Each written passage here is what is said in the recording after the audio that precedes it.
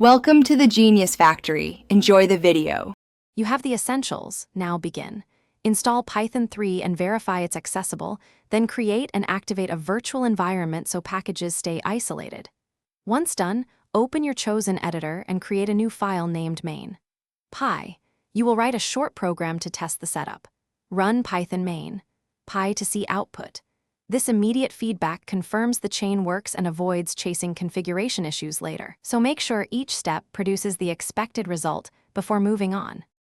You will build a small script that demonstrates functions, control flow, and package use. Define a function that processes input and returns a result, then call it from the main block. This structure prevents accidental execution on import. Once the function works, add a loop and conditional to handle multiple cases. Next, install and import a package with pip and use it in a single example. By progressing this way, you see how components interact and why modular code reduces errors. You are close. Finalize by testing and packaging. Write a couple of asserts or simple unit tests and run them to catch regressions. Then record dependencies with pip freeze into requirements. TXT so others can reproduce the environment.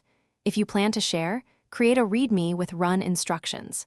If something breaks, first confirm the virtual environment is activated and the interpreter path matches your installed Python. This single check resolves most environment-related failures and gets you back on track quickly. Thanks for watching. If you found this helpful, don't forget to like and subscribe.